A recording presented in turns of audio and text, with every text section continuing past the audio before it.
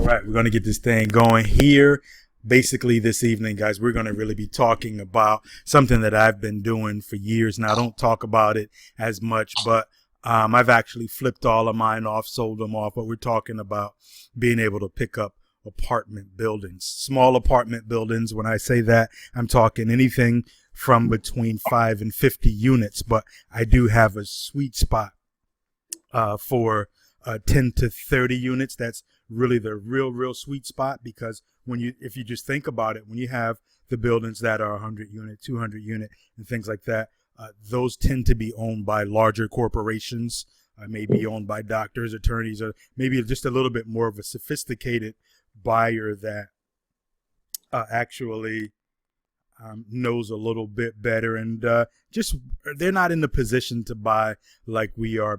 I want to show you how we're going to be buying. So this is not meaning that we're going to walk away from the tax liens and taxis. This is just, if you're already with me, I know there's some new people on here, but if you're already with me, this can be an extension to what it is that you're doing.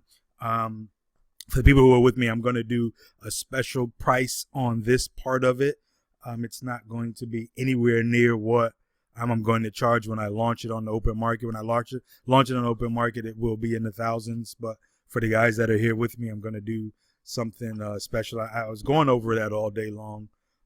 And I think that I just, I'm not trying to kill you guys, and I want you already have a track record with me. So maybe I think I'm just going to do like a $597 for that, and then even, offer to break it up if need be. But this is something that when I learned the game, I think the very first time I learned it, I think I paid like $5,000 to learn how to start flipping the apartment buildings and controlling them. But I wasn't even taught the way that I'm going to be teaching you guys tonight. I was taught just to do it the regular way, where it's still going to get financing and, credit checks and 30% down, 20% down, because it's an investment property. But we're not going to do any of that right now. Before we get started into that, I just want to just really follow up with you, Miguel, with speaking to the gentleman from the tax deed, which I believe his property went to sale today, right? Yeah, today was the day. Okay, what happened when you spoke with him the other day? Or did you get a chance to speak with him again? Yeah, no, I did. I called him. I let him know after reviewing the paperwork that I had sent you, and we seen that it wasn't there was nothing that was sufficient enough to do anything with it. I let him know that exactly that we weren't able to help him that way, but that if in the future, if he wanted to work for us, and he sees anything, we can try to help him out and we'll pay him. Right. So this is what we're going to do on the back end of that, because just because you lose someone on the front end doesn't mean that it's totally over. It's over for well, it's not even over for them, to be honest, because there's the back end. So what we'll do, Miguel, is we'll go check and see what that property sold for. And I'm going to tell you this, because it is a homestead property, it might not have sold.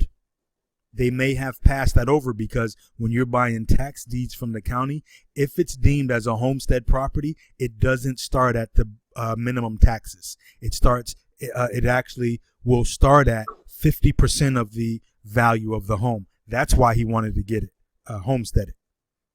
All right. So let's just say you owe $2,000. It's an investment property. You don't live in it. Well, that's what the taxes are going to start at, $2,000, even if it's a $50,000 home. Right.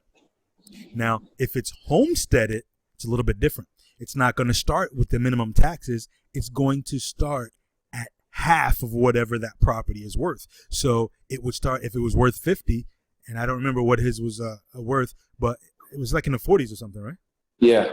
Yeah. So let's just say it was 45. You know what? The more I think about it, Miguel, because it was already a homestead, that's why the taxes were so high. You can't get up 40, $30,000 in taxes in a couple of years. And it wasn't from 2008. He didn't really understand what was going on, because the people, once they buy a tax lien certificate, it's only a 2-year period before it's a foreclosure. I've never seen nobody hold on and let it wait for 8 years. That's just not going to happen. So that's what that was. It's so high because it's half the value of the property, because it's homestead. Is that something we would want to still pay attention to? Like, for instance, Yes. I came across another part of a place that was 92,000 and said they owed, Hmm. and when I went into seeing the value of it, it was like 213,000. Absolutely, because what we could do on that is, you can even bring in private money, hard money, different things like that, or if it makes sense, still buy it cash. Like even with the gentleman Edwards, we could still pay cash for it, and then just lease it back to him. You know what I mean? So that he doesn't have to leave. But most investors won't touch a homestead property. So we'll maybe even we can do something after this call. I want this call. It's 8:30, 8:42. I just want to be about an hour and 15 minutes on this part. And then maybe if you want to, we can go extra, but people don't have to stay on extra. But we can go over that, Miguel, and see exactly what happened so you can get that experience too, okay? All right, so let's get into anyone else on. Is somebody on the phone that's already in the group with us? I can see that the people on the phone. I just can't see like your names and stuff on this system right here. And I know people like to be quiet and just listen in, but that's okay. That's cool. I see Al's on. Do you see Al? Cecil, Al's there, and Linda's here. I see No, them I on. don't see him. I see them on my screen. Al and Linda's here. Do you guys hear me? Oh, okay, now I see him. I had the thing mixed up. Okay, my bad. Okay, my bad. So, once again, as far as the tax liens and deeds, it's like, as far as instruction, like I've taken you to the end on that. Like the only thing that really changes up now is like you have to send out the postcards, right? And that has to be in volume. And now Miguel got a piece. He's got a piece of that, he's got a taste, right? He had two guys call back. He's seen now that one of the properties that was, I think this guy's property that we were talking to over the weekend, they weren't to sell today. But because of the way that Miguel handled him, he liked us and he separated us from every other investor, right, Miguel? Yeah. He said Yep. because we were willing to help them. So what we're going to do, today's Tuesday, they may not have it posted until tomorrow on the website, but we'll see what it sold for. But I'm going to tell you this, because it's a homestead, I'm gonna say I would put 95% certainty that it didn't sell, because people don't like to touch homestead properties. And then he's in Gainesville also, so it's not like a big money town or big. I don't think. So with that being said, we still have to work those back ends and you still have to work those front ends, but it doesn't really make sense to keep talking about the same thing because you really have to send postcards out, and now whatever happens is, as you see, Miguel, we will follow up from the postcards, right? Oh, yeah. So still send out to the back end, but what you tell me, Miguel, I mean, you have experience now. What's your take from the difference between the back end and the front end? My take, the front end. I mean, the front end is straight to the person, which I think is great. You trying to help them out before a property is taken away from them, where they have no choice, no options. Right. And I mean, personally, it's good that you're helping someone at the same time. They know that we're in it, also for profit, and we helping each other. And as for the back end, I mean, you're helping recover money that is owned to them, but they already lost their property and they didn't really have an option. Right. So with the back end, people can still hem and haw somewhat. On the front end, if you're sending them out and now you see why I want at least 3 weeks out before, Miguel, because sometimes they won't call right away. They wait, they tend to wait. But we still want to have at least as much time as possible to go ahead and do some due diligence. Like really, the only way we could have did something was like I could have wired some money to them if he was the owner. You know what I mean? But because he wasn't, there's nothing we can do. And he said it himself. He said that, I mean, everybody that we send to, there's other people that's sending them. They're sending and they get a whole bunch every day. And what stood out from everyone else was that on our postmark, it says that we want to help you. You know, Right. everybody was straightforward and just like, we want to buy it. We want to buy it. Right. It shows that we want to help you. Let us help you, and let's work something out. And I can tell you, if 50 different people are sending letters, I can tell you that I don't care. Once they talk to me, I'm going to get the deal. So you guys have me. I can close. I know how to negotiate. I know how to make people feel good about doing business. And I'm not just that pushy salesman type. I'm more of that. And Miguel, you see, I'm more of that. Just let me listen to you. Let you talk. You know what I mean? Real and honest, and they you can't mess up with being honest. So if you're so just let's just say this before we move on to the other part. Do you feel, Miguel, if there was a little bit more time, maybe just a couple more days, and if this guy was the owner, that this could have been a closed deal? Oh, definitely. Yes, See, definitely. It's real, guys. This is real. I know it was a deal. When Miguel sent me the paperwork, it's like, as soon as I looked at it, I was like, because I knew that he wasn't the owner of the property. But now there's time. If they didn't foreclose, what would happen is the county will actually just sit it on their books. And now we can put something together, because he's I don't know if you noticed or not, but when I looked at the records, Miguel, he was their adopted son. Adopted son, yeah. So he still has some right in there. He's just not the owner. But we can, if we have to step in and get like some quiet title or something put over to him, I believe that can still be worked out. So we'll check up on that and see what happened. But it's not on the site now, because it updates, I think, at midnight every night. So we can check back on it tomorrow and see what actually happened to it, if it's sold. All right. Will do. So, Linda just chilling over there. What's up? I can't hear you. The volume. Yeah. Al, your volume too? Yeah, they're having volume issues. Yeah. Do you guys have microphones? You got a mic, right? No, it's off my laptop. I got. Oh, okay. Turn your volume up on your laptop. Al, I think with you, a lot of times it's hitting that button on your headphone. I did. I can hear you a little bit now. Now we hear you, Al. Now I hear you now. Okay, now I'm off my computer. I ain't using my. But you're far. You sound far away. So there's something that you've done before, Al, and then it will come in crystal clear. Well, I don't know. Let me try this again.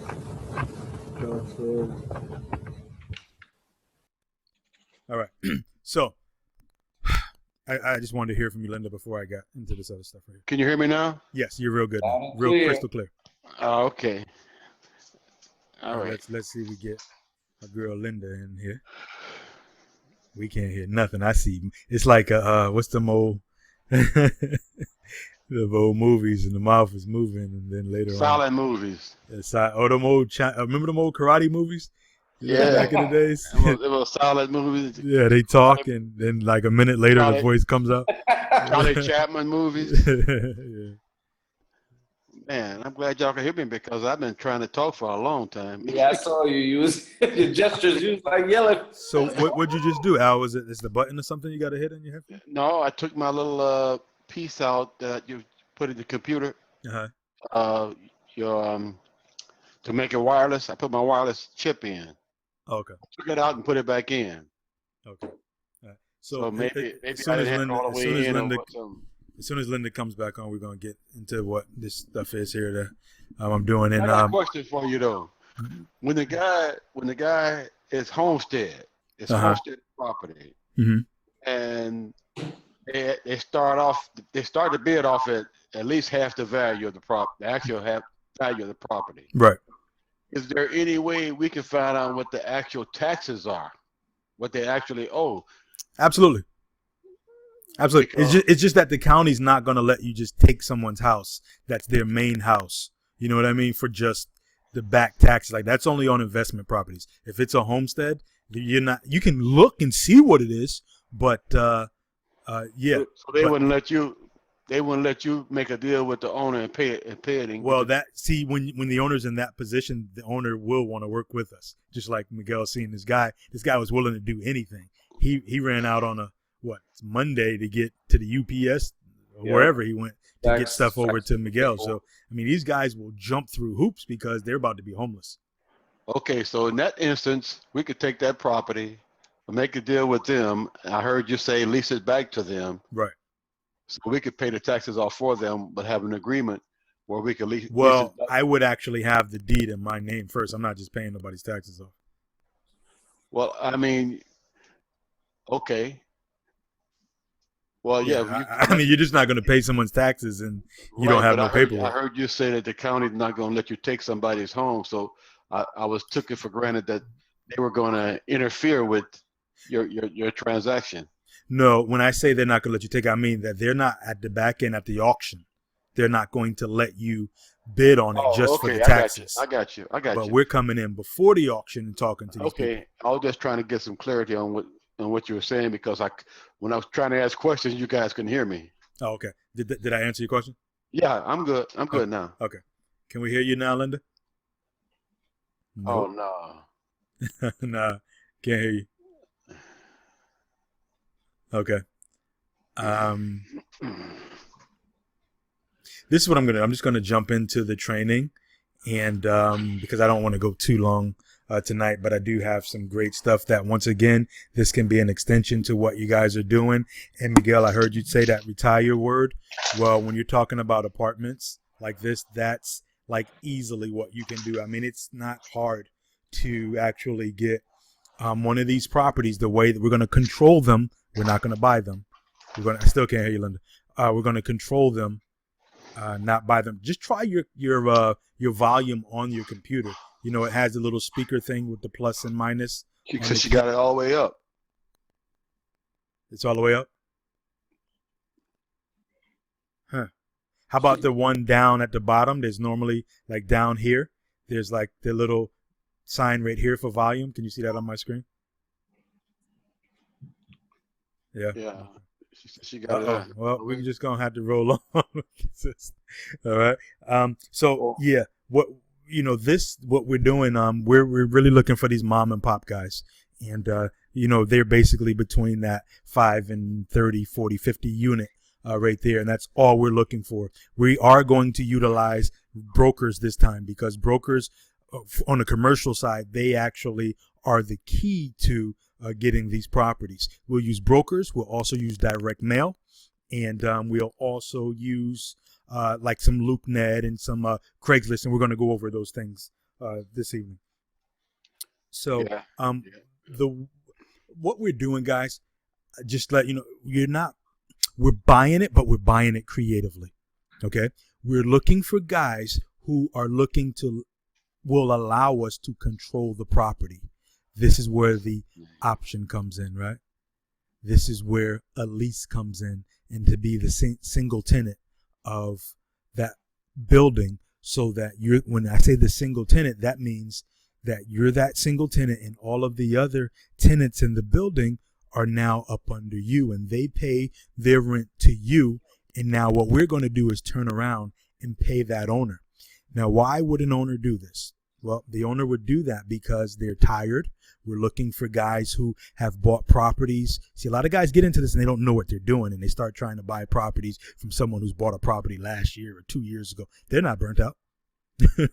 Right? We want people who have purchased properties 15, 20 years ago. So we look back at, people who bought properties in 1980, 1990s, early 2000s that may be burnt out. Right? That's who we're going to look for. And when I show you this stuff tonight, it's just going to make sense. Once again, do not stop what you're doing on the tax deed. I'm giving you more ammunition. When you're talking about making a lot of money, talk about wanting to walk away from your job, you really can't wait on one thing. You got to know different areas and niches of real estate investing, and that's what I'm introducing this evening. So, very first thing we do when we're looking for these things, we go to what's called the land of the dead for apartments. This is where apartments go to die, right? And this is where they go to die right here. These will never be the best deals. These aren't, when you're dealing with, anybody familiar with like different classes of commercial property? Yes, and I dealt with LoopNet. Actually, I was looking at my phone now because I got a commercial broker who runs across all types of properties. I got to find him in my phone. Okay. So tell us the difference then, Al, different classes of buildings.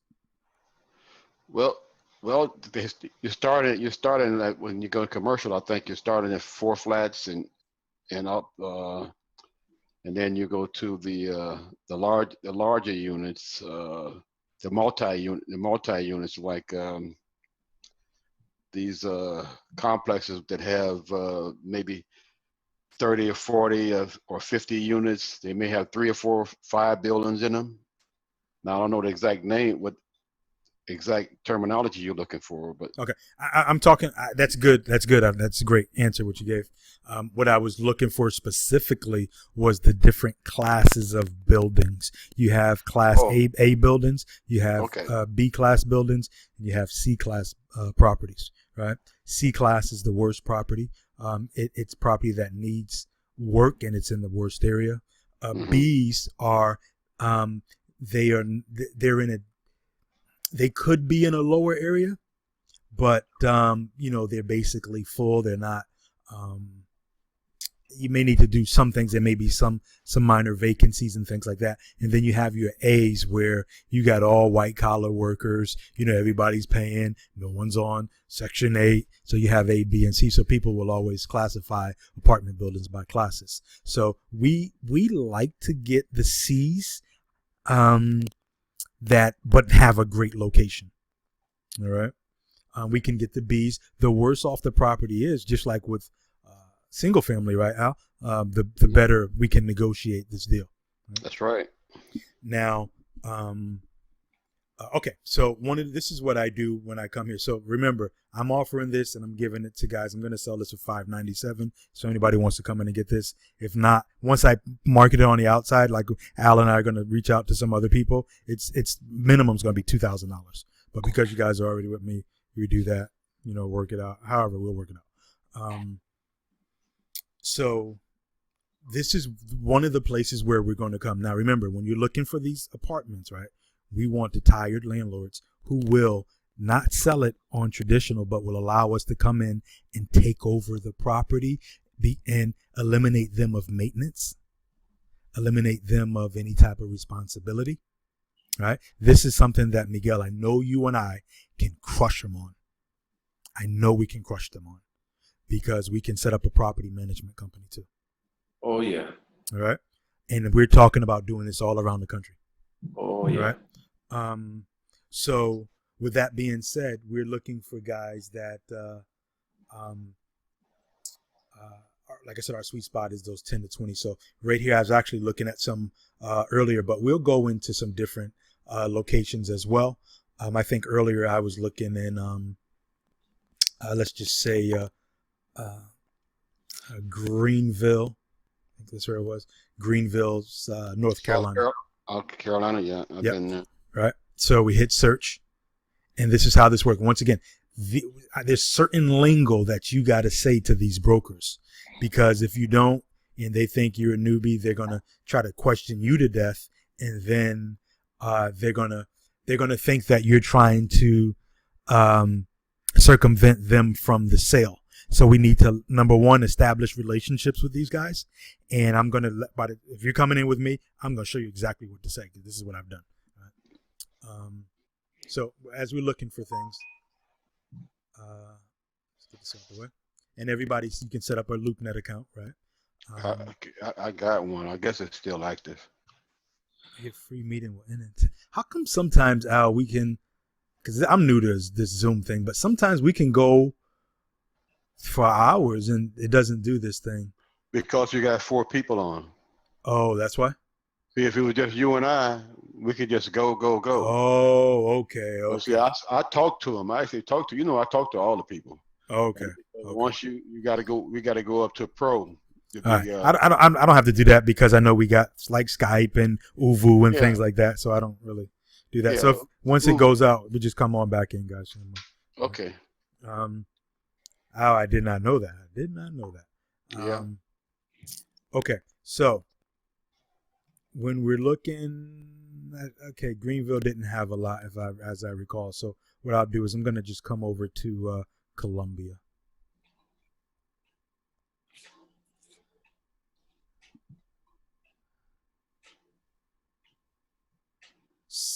South Carolina. That's what we're gonna do. Yes. Now, the beautiful thing about this is, there's a lot of areas around the country where properties are still dirt cheap. I mean, getting into those Mississippis, you know what I mean? Them back ends where properties are. So what we're looking for, I could care less about a 4-unit or a 3-unit. We're not doing that because we all know that what residential properties go up to, how many units are residential, right? Mm-hmm. How many units are residential? Residential? Mm-hmm. 4 to 6. No. 1 to 4 is residential, right? 6 would be commercial. 6 is commercial, yeah. Anything above 4 is commercial. Yes, that's what I said first time. That's when you are able to control the appreciation. This is how people get rich quick with real estate, is when they go to the commercial side, because you could have 2 buildings right next to each other on the residential, and if all numbers are the same, their value is the same roughly, right? Unless you've done something really extra. But when you have 2 commercial buildings right next to each other, everything could be the same. They could be 2 16 units, just like this one here, and one can be worth 1.1 million, and the one right next door to it can be worth 1.5 million. All right. It just depends on what the person's rent roll is. Depends on if they've lowered the expenses, and we're going to go over all of that. So this 16 unit right here, this is something 16 unit probably is going to be a mom and pop, right? Probably a mom and pop. What you have to remember, the average age of a person who is an owner of a multifamily house, I think it starts at 48. And I believe that average person is 50s and 60s who's an owner, and they've bought back 20 years ago. That's why I say when we do the search, this makes all the difference in the world, is because we want those older homes that may need some work. And when I tell you how this formula goes a little bit later on, it's going to blow your mind. All right. So right here, this is 16 units. We want to view the details of the property. And what we'll do, if everybody comes in, we're going to each have, we can divide the states up between the 1, 2, 3, 5 of us. So we could each get 10 states, right? And I'm going to show you what to do. It's the same thing, any state, any broker. Okay. So as we look through this right here, just lower this. As we look through this right here, what we want to know is we just want to be able to get in front of a seller, and we want to use the broker to actually put him in front of us on a conference call. And what we're looking to do is we're looking to send out what's called a letter of intent that says that we're interested in buying that property, and that will allow us to do the due diligence on that property, right? So this property right here, there's certain things that we need to know. We need to know, okay, what's the price? $1,000,001. Don't freak out over that, guys. Doesn't really mean too much. Number of units, 16. The size is, okay, it's 13,000 square feet. The unit per door, they're looking is 68,750 per door. Now we can get them lower. It's on 0.86 acres of land. We can get them lower. It's guarding, low rise.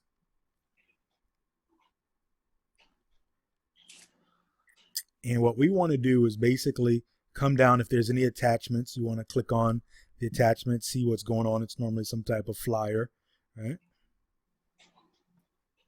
Now remember, once again, these the skills that you need require none of your money. It's gonna, or very little of it. No credit. Doesn't matter what your credit is. No private money, Al. No hard money. The ways that all these other people are teaching, that's not what I do.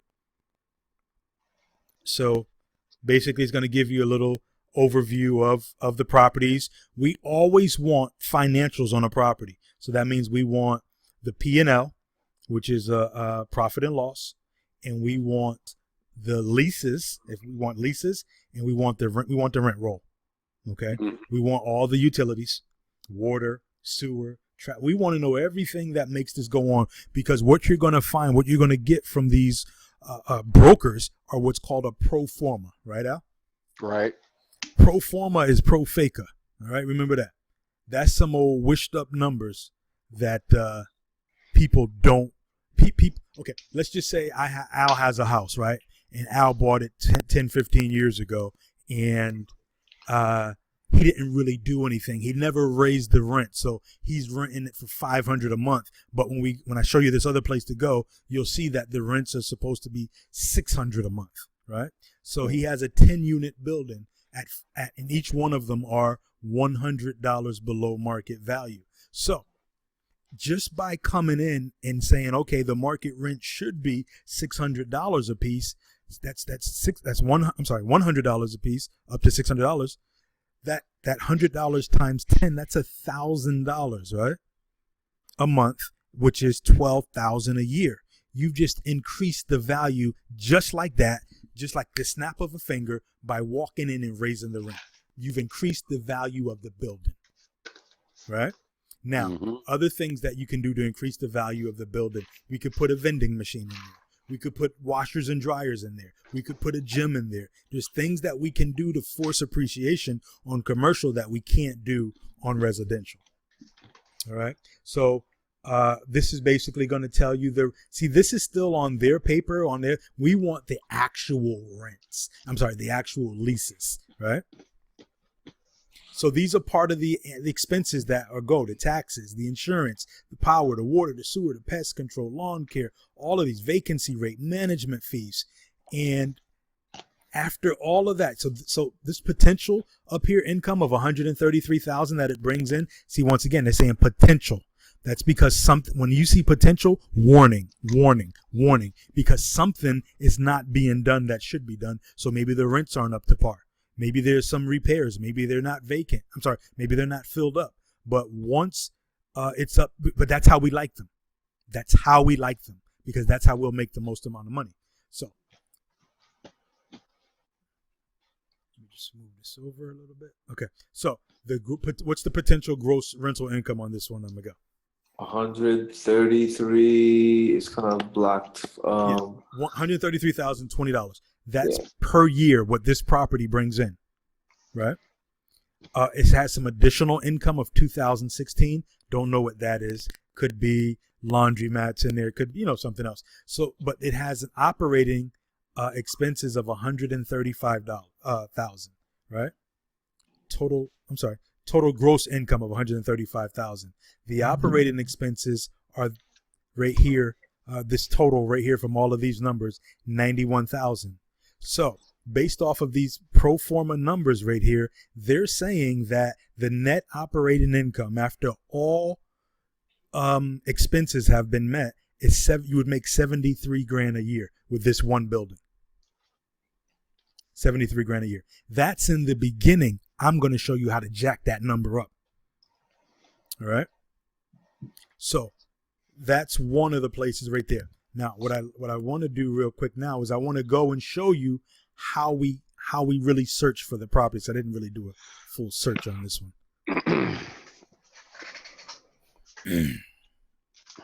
Okay. So what we do when you come into your LoopNet, right? You're going to hit the search button, and they've just changed the whole LoopNet interface around here. So when I came in the other day, it was different. So you're going to hit search, right? We want to show all over here. We want to hit these filters. Come on. They're going to always ask you, okay, you got to start over.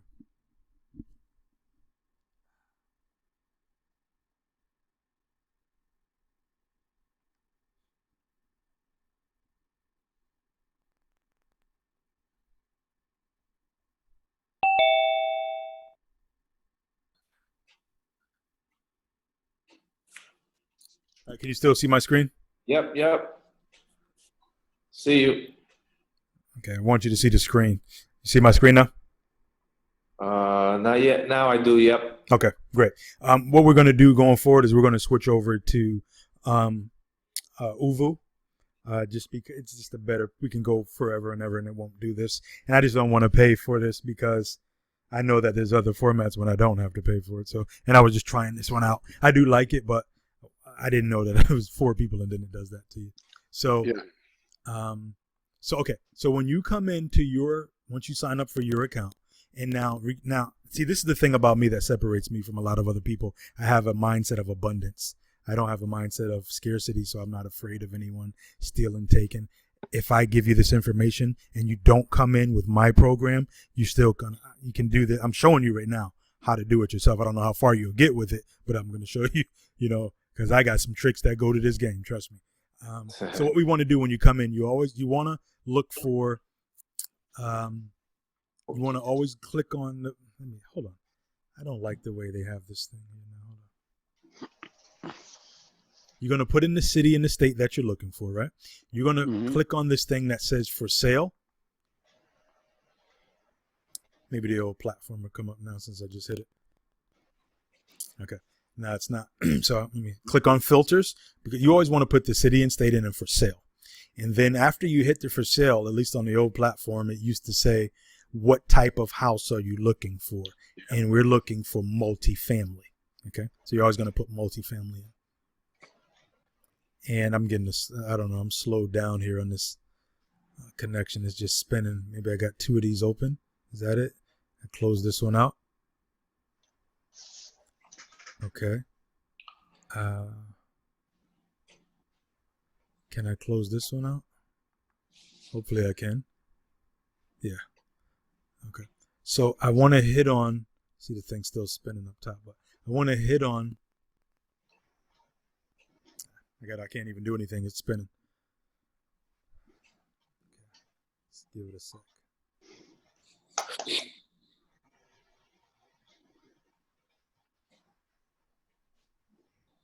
Anyone ever think that they could be in a position to buy an apartment building right now? No. Yeah, I'm telling you can, because no credit, no money, or very little money.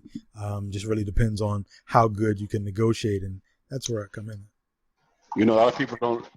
When I was doing commercial lending, a lot of people didn't like to go do a LoopNet because the lenders didn't like to lend on them because they say they're all garbage property. Right. Absolutely. That's right. But let me tell you this. See, we're not really coming to LoopNet to get this property. I don't expect to get this property, right? Once again, I said from the beginning, LoopNet is the place where properties go to die, right? Yeah. So, okay. I forgot you said that. Yeah. This is, so you got to understand my philosophy here. I'm coming here because I want to reach out to the brokers, right? And I want those brokers in different cities and states. One of the things, and you got me jumping ahead now, Al, but one of the things that we're going to let them know is what we're looking for. And when I tell you what we're looking for, you're going to be like, aha, right? That's it. So there's a method to my madness. Just bear with me. So we're looking for multifamily properties, right? And this, I don't know. Okay, there it goes. It's going to give you a selection of all of these things: retail, industrial, office, land, agricultural. Now what we can doing is controlling these properties. We can do them with any of those type properties. But what we're looking to do them for is multifamily. So you're going to click on multifamily. For price range, you want to, okay.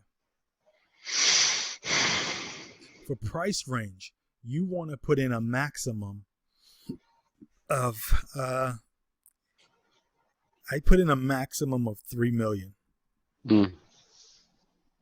Right? You don't really need to put a minimum because we're looking for multifamilies. And then I don't do anything with the size. We want everything to pop up, right? And then we're going to come over to these filters over here. Now the filters, there should be the keyword section over here that I'm looking for. That makes another difference. Okay.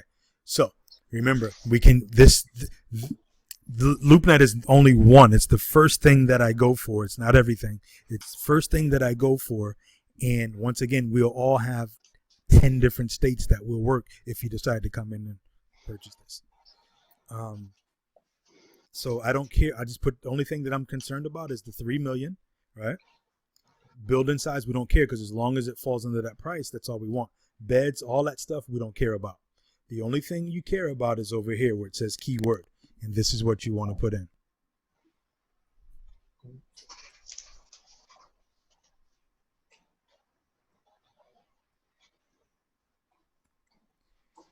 You want to put in seller financing, right? Now we're going to come over here and we're going to hit the search. And we're searching the whole state of South Carolina for this one. And I'm looking, I don't know if you guys see my post, but I'm actually going to get an apartment building for my kids. I'm going to show them how to get in. I already talked to my son. I still got to talk to my daughter. I text her. We'll talk later, but I'm going to put them in a position to get into a apartment building from minimum 10 units, or I'll do an 8, but minimum 10 units or up to a 30 unit for them. And I'm going to show them how to run it so they'll always have money coming in. So we got 12 properties that closely match that. So we're going to click on view. And like Al said, he was absolutely correct.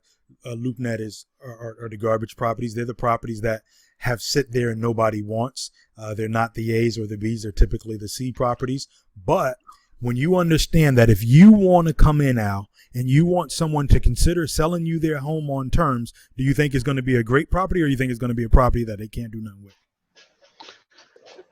It's not going to be the cream of the crop, that's for sure. Right. That's why I'm coming here to LoopNet, because this is the guy who's going to be like, listen, now when I talk to that broker, I'm going to say to that broker, listen, man, I'm not trying to get your A properties, your B properties. I'm not trying to do anything with what you want to sell. I'm not trying to come between you and your seller. But these are properties that you're about to lose, right? Once they get on LoopNet, they're about to lose these. Those listings are about to be up soon. So what if you're the broker, Al, and I say, well, Al, what about this? If you're going to lose it anyway, right? Because it's going to just die on LoopNet. What if I can be your best worst option? What if I could be your best worst case scenario where I could come in, Al, you don't lose the deal. I come in, bring the property back up, right? And after I bring the property back up, I then go ahead and sell it or refinance it, whatever I'm going to do, and I use you, Al, on a property that you will lose anyway. So can I be your best worst case scenario? Sure. Anybody think of when you see what now? Do you see where my angle? Yeah. That's why I'm using this now, and this is only one place.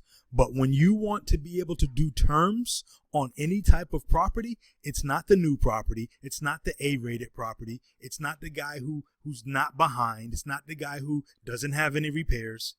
It's these properties. But what happened, Al, is people are trying to come and buy these properties, and the numbers aren't right. The cap rate is not right. They're not buying them. We don't want to buy them. We want to control them. See, when we come in, and this is where I use my master lease, right? That makes me the master tenant, right? They're not giving up ownership. This is kind of what I was talking to you about, Linda. They're not giving up ownership, but now I can come in and bring the property back up. And we agree to a number. And my job is to get that property to every single penny above that number.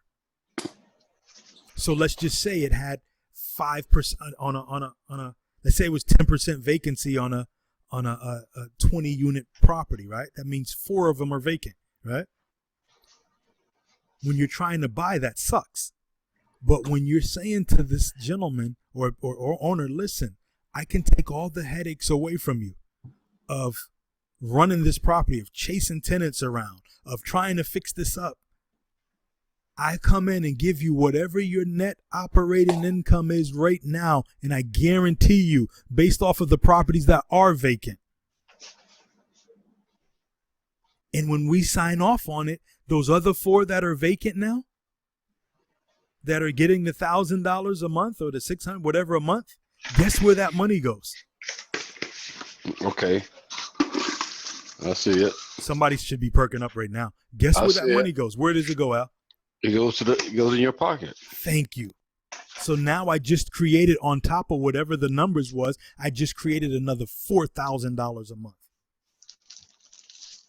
And I didn't have to buy it. I didn't give my credit. I didn't go to the bank. Nobody asked me any questions. This is between me and the owner, and it's not a sale. So that owner still gets to write off the property taxes, right? Still gets time to look for the 1031 exchange, right? And now somebody else is bringing it back up to value. They have no headaches and all upside for them. This is what I was there with Linda. All upside. I'm taking care of it. I'm guaranteeing you your payment, whatever you're getting now. It's up to me. It's not on you no more. Now watch this.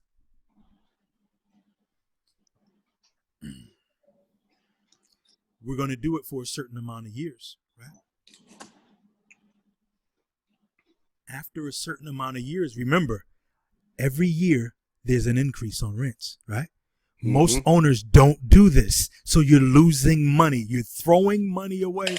Yeah, Linda, you're throwing money away, right? Because you have to do an increase of at least, I'm going to say 5%, but at least 2%. You got to do something. Yep, every year. You got to do something every year. Okay, because on commercial, it makes the value keep going up on the property. Now, Linda, yours is not commercial because it's only 3 units. But anything over 4 units, you have to do, and people know that you got inflation. Do rents go up or go down, even in an economic crisis? Yeah, rents go up. Right. So we want to get these properties in our portfolio, right? And I'm going to tell you, there's a number. People think that people don't do this, but when you have somebody like me that knows how to talk, that knows how to show the advantages, the average numbers, they say it's about 10% of owners will say yes. So that means if you speak to 100 of them, you'll get 10 deals on average. 10 deals. Now, what you have to understand, okay, we're going to go through, okay, before I go to, and I'm going to just pull up a little pad and just show you some stuff also. What you have to understand is that every dollar that you increase the rent, every expense that you put in by putting the Coke machine in, remember the thing said before when we looked at additional income? Well, that additional income, I bet you they had washer and dryer in there. I bet you they had a vending machine in there. Maybe they had a gym in there. You know, you could put a gym and charge a gym membership. What if you have coverings on the roof? A lot of people don't even think about this. People just let it go. No, I'm going to charge you at least $35 a month. So there's all of these extra things that will bring the value up. By adding those in, you may take this property from 1.1 to 1.5 million within 6 months. Depends on when the leases need to be renewed. If you come in and the leases will be renewed in 2 months or 3 months, you're going to increase it by a couple of $100,000 in 2 months. All that equity, guess where it goes? Hal knows what's going on here. Yes. So while everybody else is trying to buy it and put down 30%, and why not look for the people who are already in it? I don't know if you guys seen the video I put out earlier when I called the auction company. I think I called an auction company today that was selling off the apartment buildings, and I was trying to get them to give me the tape, the bank tapes. Everybody know what the bank tapes are? They're a roll of all the properties that the bank owns. And they will give you the tape when you know what to say for you to look through them, right, Al? That's right. And now you can become the ultimate wholesaler and start flipping off apartments or houses or whatever all around the country if they give you the bank tape. So now that makes you the killer go-to guy, right? All right. So let me go over into something else over here just to start putting, I'll go into my Word real quick.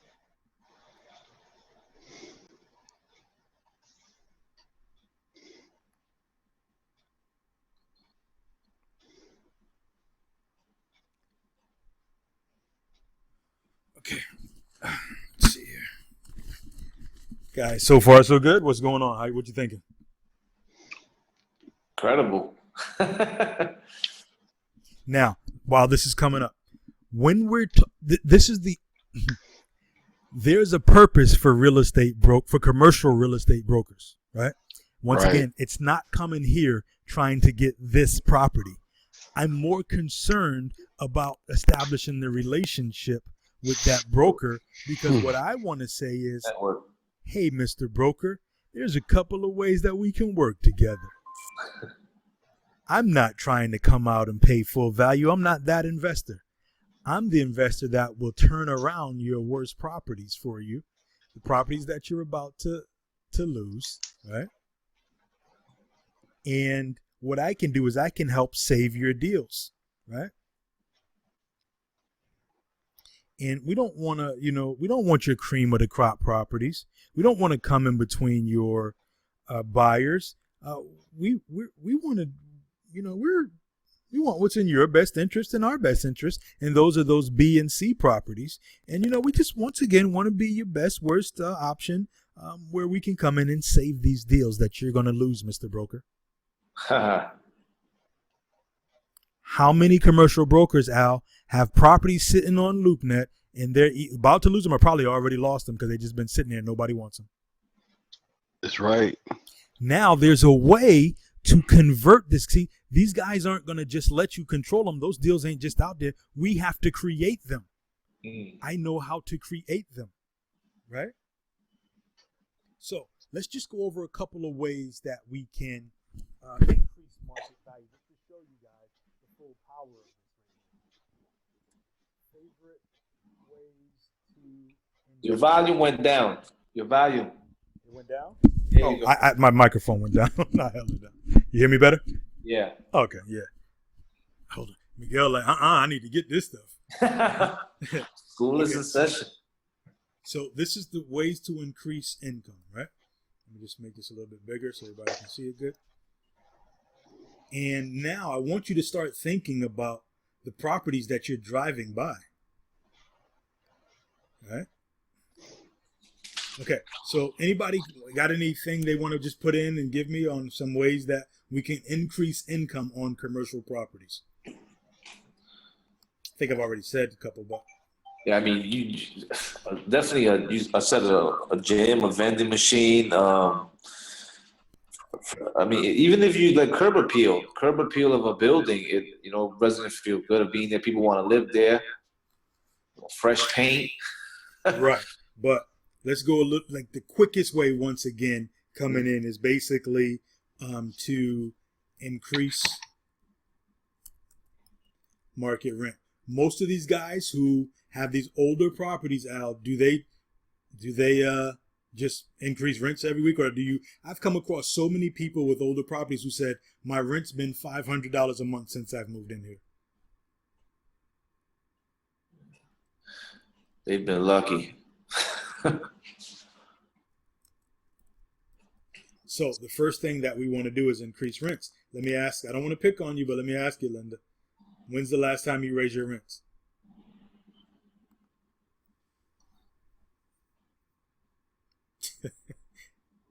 Ever? Have you raised them since you a bought long it? time. See, that's more income you could be getting. Once again, yours is not commercial. It's a little bit different, but still in all, you should be doing a rent increase. How about you, Miguel? You got properties? Yeah, I didn't actually. I raised it once. I think by $50. But my tenants that I have there now, it's their second year, and I didn't raise it the second year because they're good. They're barely there. They keep it good. But next year, I'm definitely raising it. Okay, let me tell you something. Real estate is a business. Mm-hmm. It's not a hobby. Mm-hmm. You raise your rents every year. Now watch this. People know that inflation goes up every single year, right? Mm-hmm. People know that the cost of living goes up, food goes up, air flights go up, everything goes up, right? Yep. If they're used to everything going up, why are you disappointing them? Disappointing them. That's funny. You're disappointing them because they're used to things going up and you're not raising the prices. Yeah. 5% or 2%, they're not going to move anywhere. Mm-hmm. They're not going to leave. It may grumble a minute, but if it's a $25 a year, they'll get you. You got to train them from the beginning.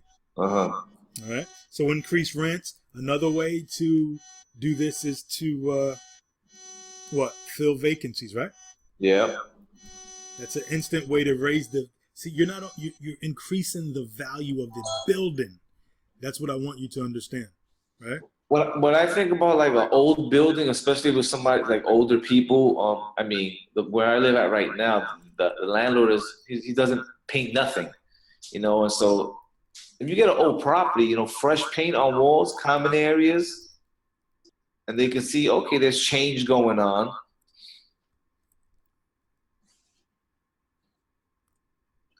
ATM. Anybody ever think of that one? I don't know. If you have extra space in your buildings, why not just put a little section over for storage and charge them for it? Mm-hmm. $50 a month, right? These are what it's not going to add value. How many units is yours, Miguel? It's one. I have one unit. I thought you had like a duplex or triplex. No. Single One. family? No, it's a one-bedroom condo. Oh, okay. So I mean, that won't raise the value of your property, but it'll raise your cash flow. Mm-hmm. And this business is about cash flow, guys. Yeah. It's cash flow, right? And then what we also want to do is, how about there's a fourth way, important way that I'm thinking about to increase the value. Can anybody think of one other thing? Besides washing machine, you have mentioned like a laundry setup. Yeah, and I'll put that up there. Do you guys? Well, you got only a one unit, but how about what's like a major way to, after you've done everything for increasing, what else can you do to increase your income or your net operating income?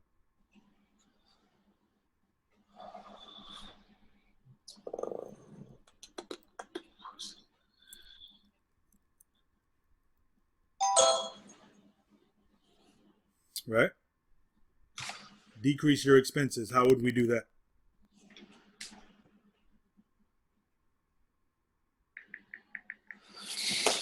This doesn't come into play as much with your single family, or it doesn't come into play as much with your residential. But when you're talking commercial, you have other expenses, right? You have trash, you have lawn care, you have accounting, you have property management, you have all of these things, right? So is it possible, if you're paying an accountant $200 a month, to maybe work with them or get somebody else that would do it for $150 a month? $100 a month?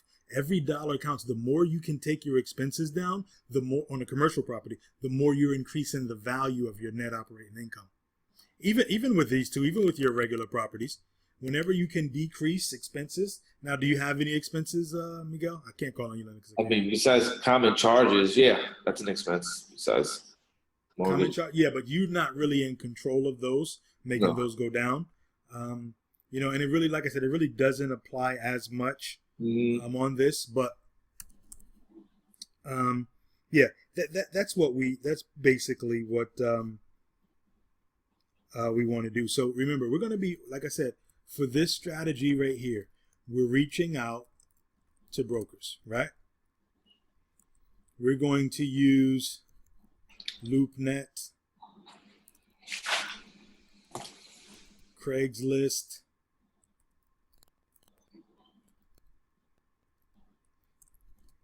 Search Tempest, and we're going to use List Source.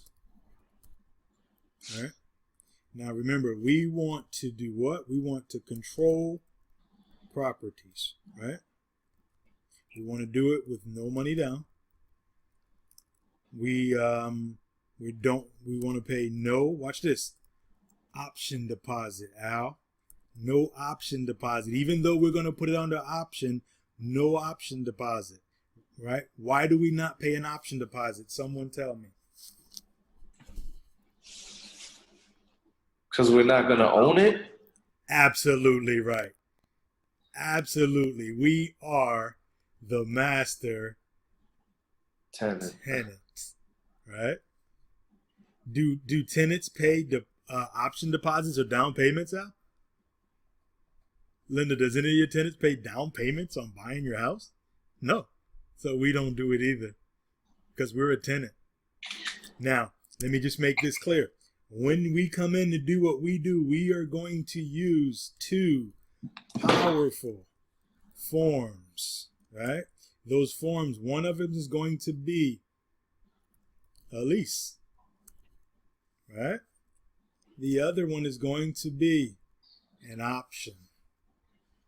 With that option, we're going to record it, right? Now, this isn't a regular lease. This is what kind of lease? The master tenant option. Yes. We are the master tenant, right? So the master tenant, what does that mean?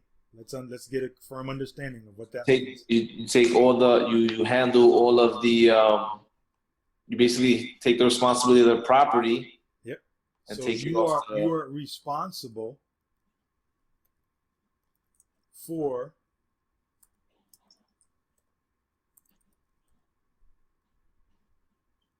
maintenance,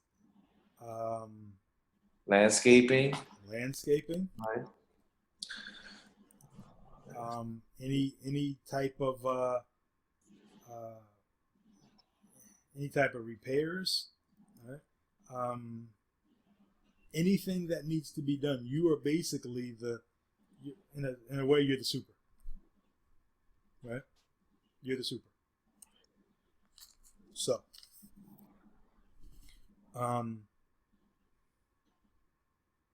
so now remember we're let me just go back up top here. We reach out to brokers on LoopNet, Craigslist, and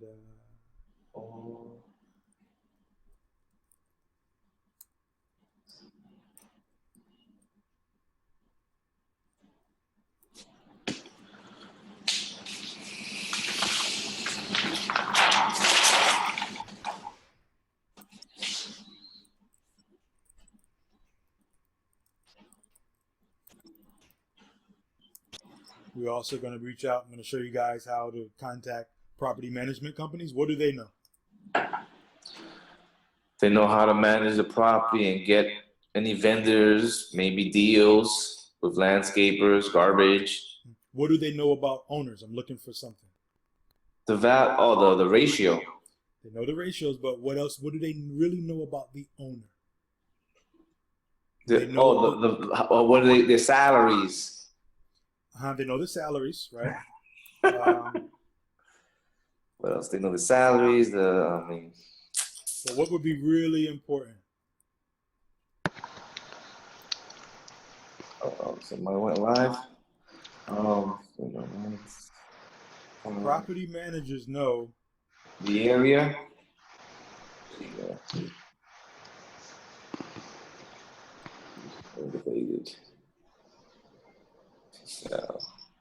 Would they know who's about to be in default, foreclosure?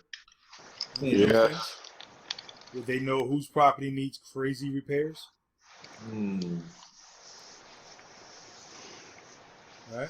Would they know of other buyers? Because every seller is a buyer. Right?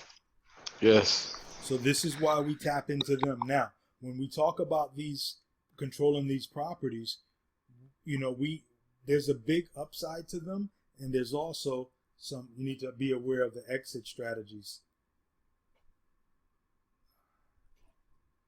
Also, right? I know I spelled that wrong, but that's okay. Exit strategies, if at the end of the term, right? Because, see, you can't get foreclosed on, right? Because you're a tenant, right? The owner never gave you the deed, right? So at the end of the term, come on, we're going to do this one more time. At the end of the term, what can you do? What are your options? You can exercise it, right? You can, what else? Walk away, right? You can flip it, right? Do you guys understand that this right here, that you can assign leases? If you ever needed money, guys, you know you can assign the leases, right? Huh. Do you know that you can assign the leases for quick cash up front? Okay, give me an example, Miguel. See, look, am I teaching? Am I talking right? Am I teaching you guys or what? Is this good stuff? Yeah. Okay, you can assign leases. You can assign options. You can assign notes and obviously judgments, right? If you ever get a judgment against a tenant. But let's go back to these leases. Let's just say, what's your monthly rent for your tenant? 1368. Okay, let's just call it 1,400 for a round number, right? If, let me just pull out my old handy dandy. Huh.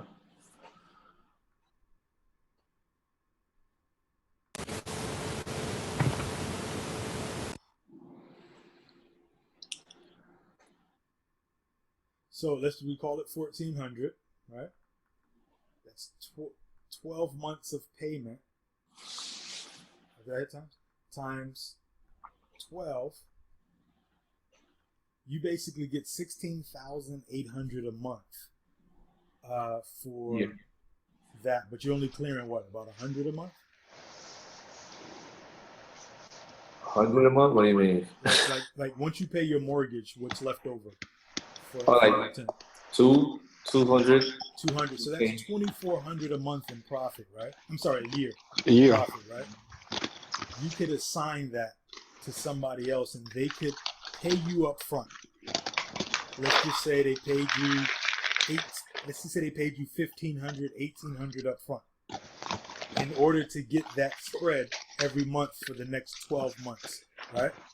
So you can assign those payments over to somebody else, that profit, and they'll go to them, and then after the 12 months, it comes back to you. They buy so many payments. Huh? They'll buy so many payments. Right, they can buy payments. That's just like notes. Yep. Were you guys aware of that? Not at all. It pays to be around me, right? Definitely. Okay. So, all right, we take that little handy dandy thing down right there. So, what we're looking to do is send out what's called a letter of an intent, right? Every week. Now, I mean, you guys need to send out a lot of letters, postcards, but with this is different. What this is called, the way that you negotiate with commercial properties, when you go to buy, you don't just go and put down a deposit. You fill out what's called a letter of an intent, right? In the real estate world, it's called what, Al? Letter of intent? Yeah. What they call it for short? It's like a proposal. Yeah, it's a proposal, but they call it an LOI. I was just asking for the. Okay. So the LOI, what you got to understand about this, it's not binding. It's just a way to start the negotiations.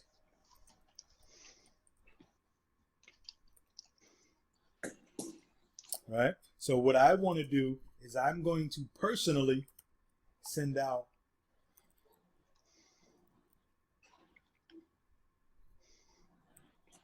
$50 a week. That's my personal goal. That's 10 a day or 7 a day or however you want to do it. Because if I know that it's a 10% of people that would do it, 50 a week, possible I could get 3 to 5 of them, right? Accepted. And that's what you want to do, is load up your funnel to get these things accepted.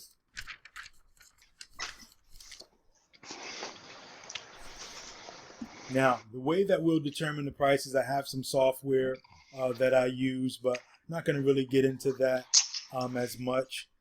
Just really want to really make sure that you know about what these do. These, like I said, they're open negotiations. So it costs you nothing to say the right thing to and a broker.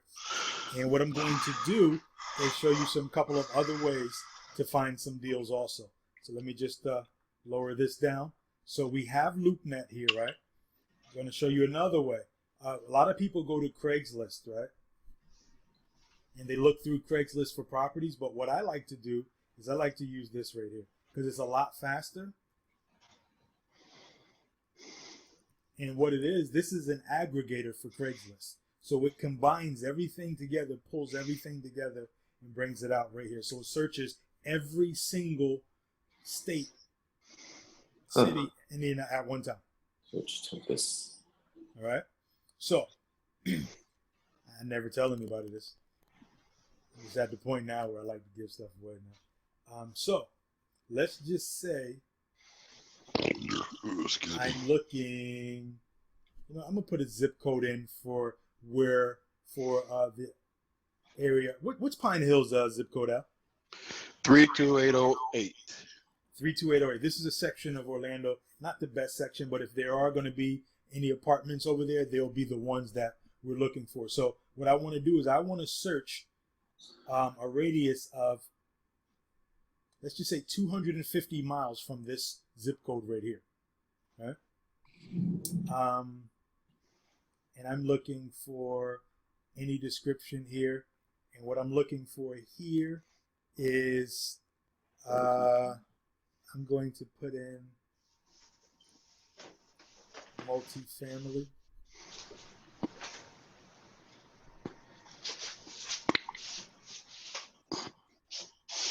Multifamily houses. I want to make sure that my categories over here are right. So for my categories, it's pretty much the same like as sale, wanted, housing. We want houses. I want real estate owner, right? Real estate owner. I don't care about the pictures and stuff. I probably would like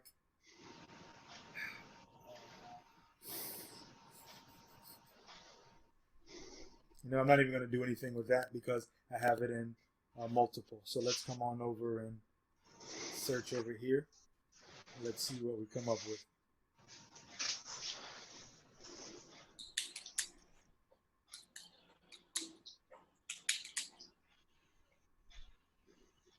So it's searching Craigslist, eBay, and some other things also, right? So this is the second way that we find properties, right? So it's pulling everything from everywhere.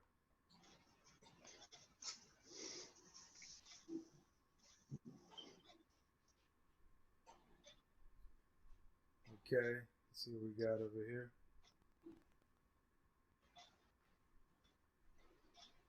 It's still spinning. Okay.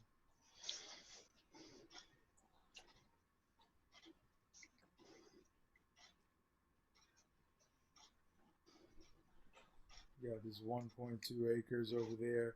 For the area that I did cheap multifamily homes. Wow, I'm getting real slow connected.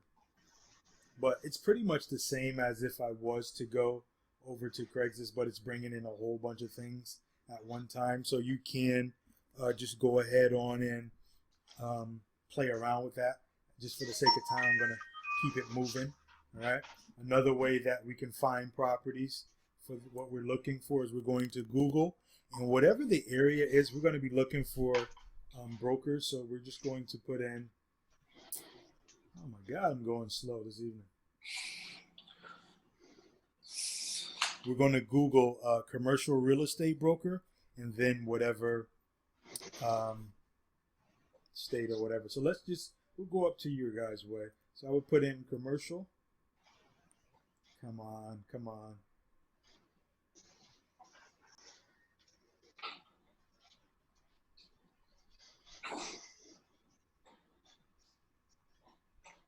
I put in commercial, real estate.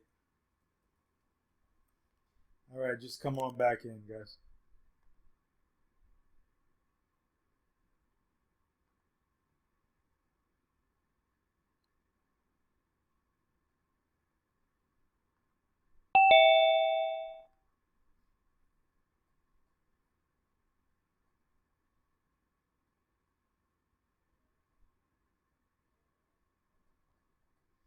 go. You're like Quick Draw McGraw over there. Hello. Yeah, you hear me? Yeah, there you go. You're like Quick Draw McGraw. You're always the first one back in. So we're just gonna put in commercial real estate, and we'll put in. I don't really like down that way in Norwalk because it's just really, really expensive down there. So let's just put in Bridgeport, Connecticut. So commercial real estate, Bridgeport, Connecticut. And this is how you look for brokers. And what you just want to do is compile a list of 3 to 5 brokers, no matter where you're looking. All right. So, Al, you notice has a map back now, right? Mm-hmm. So we want to just come over here and get names of those brokers, right? And you can do the dudes. I'm not going to go through every single one of them. You get the gist of that, right? We can also look on LinkedIn for those guys.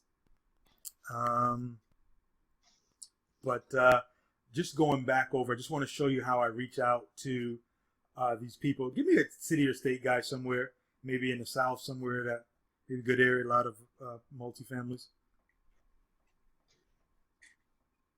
Anywhere in the South, Midwest. Okay, nobody knows any cities or states. I'm gonna go Memphis. I was just going to say Memphis. Memphis is a big area. Yeah, Memphis, Tennessee, right? Yeah. Okay, so we go. Whoops, what was that? And I'm going to show you how I reach out to these brokers.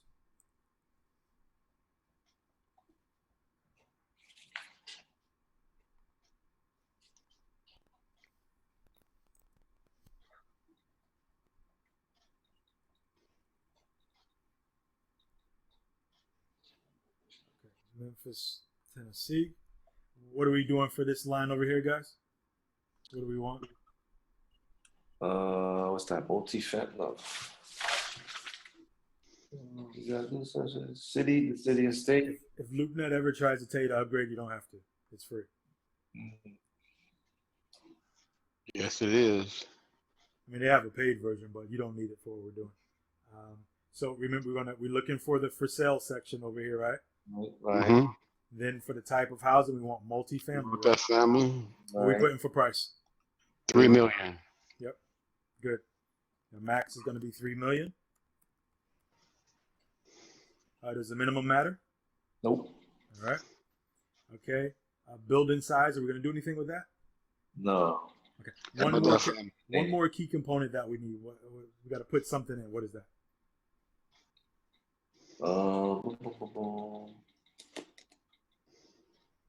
And it's on our filters, right?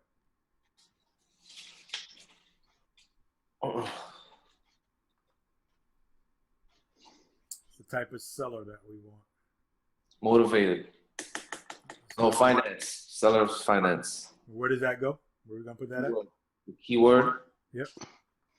So we're looking for seller financing. Or we could also, if you want, we could put in motivated as a word too, as a keyword, right? Mm-hmm. So now all set. We can click, right? All right. So we're looking in all markets, state of Tennessee, the whole state, right? No, I'm sorry. I put Memphis, the city.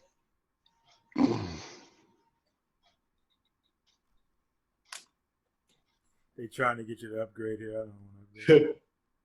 So there's 37 properties that closely match that. Now, what I will do, and when I go to a city, I will send an email to every single broker, right? Because I want to establish contact. And if you look over here, let's just look at my Gmail real quick from the ones that I sent out earlier. Let's see if anybody's responded to me.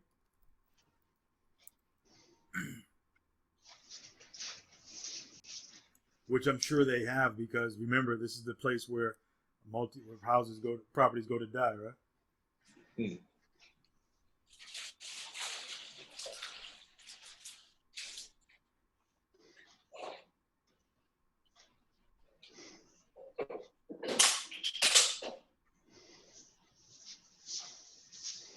Come on.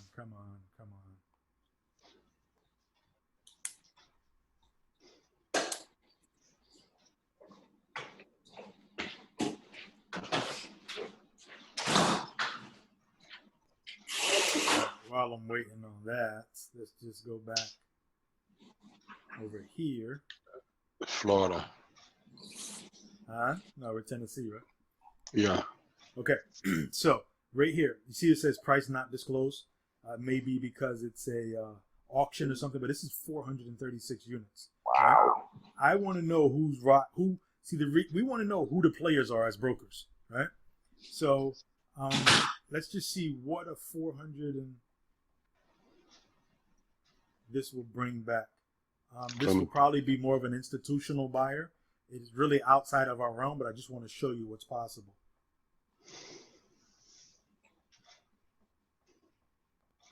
And then I would just click over here to contact the broker, and I'm going to show you what to put in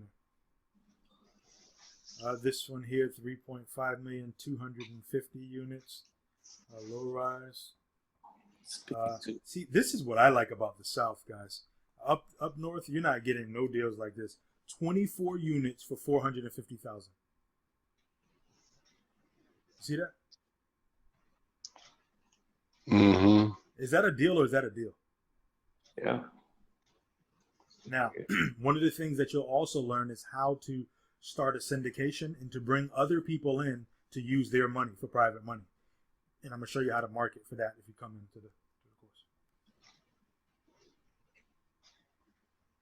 But my plan is 3 by Christmas, so I'm going berserk on this.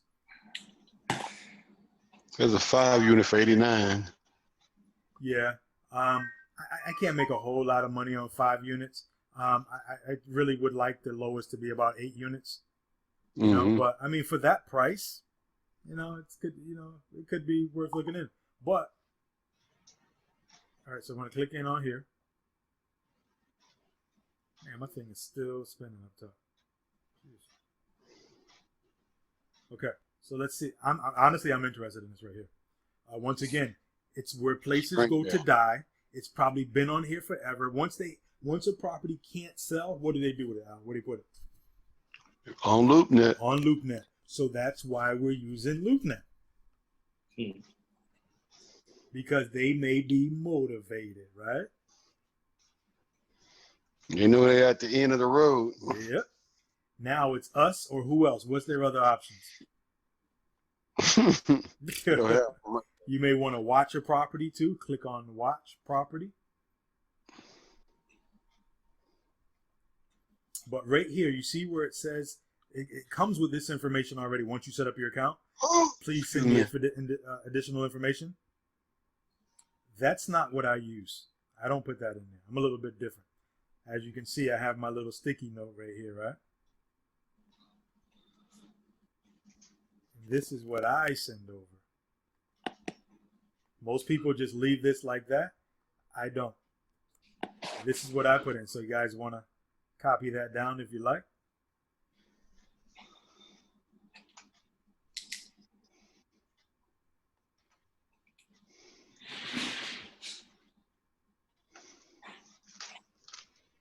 So let me know when you got it.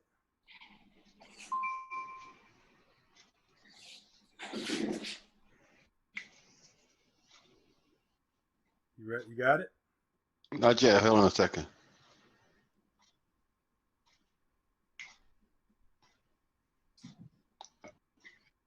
Okay, I got it. Everybody got it? Yep. Offer, please send the financing package. Okay. Okay.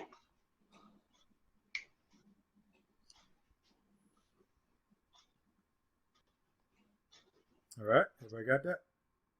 Hold on. 1 second. Let me just Second let part. Package included. Hi, I saw your listing on LoopNet, and my partners and I may be interested in making an offer. Please send the financial package, including the 12-month trailing rent roll. Thanks, Cecil. 12-month trailing rent roll. Yeah, and what that means is we want the last 12 months, not from, that means if we're coming in and it's like September right now, we want the rent roll from last September. Not from the beginning of the year, okay? Got it. And then do we leave the number, our number there? Well, it's gonna once you set up your account, all that information will already be in there. Got it.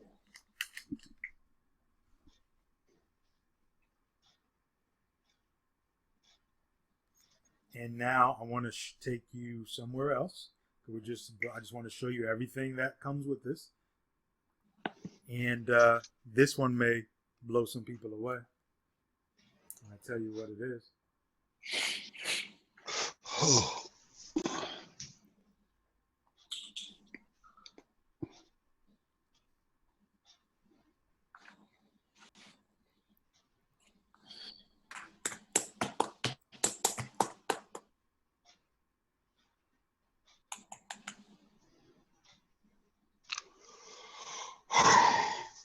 Wow.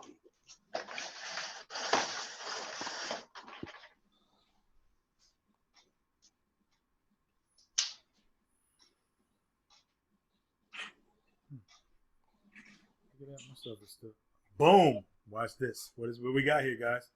I'm telling you, this is gold all day long. Gold, silver, diamonds, and platinum. All right. So where we are, did everybody know that HUD has multifamily properties? Not at all. Did you know that, Al? No. Okay. I know that some of them government owned, but I didn't know HUD had them. Does it pay to have me for a friend now? Okay. Basically, HUD will sell, once they foreclose on them, they will sell these properties. All right? Now, what I'm going to do, we're going to say, let's select the state. Let's select Florida just because we're one of the bigger states down here.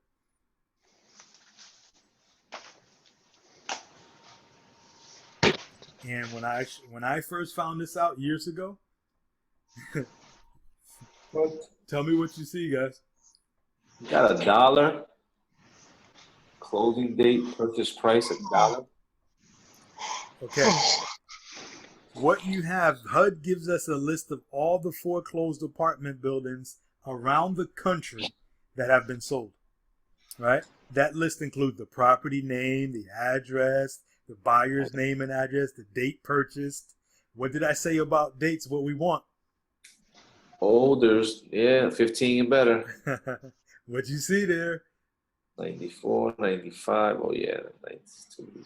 Now, watch this. They bought the foreclosure from HUD. HUD keeps a running record around the country.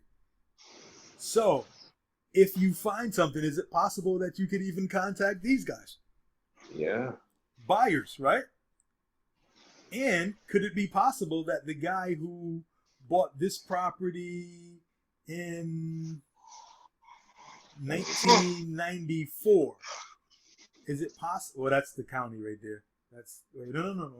Okay, yeah, Casa del Lago. Is it possible that this could be? Well, this is 348 units, but how about let's find a smaller one? The one above it. 35 right there. Southland Suites, 35 units, 50,000. Could you imagine that in 2002?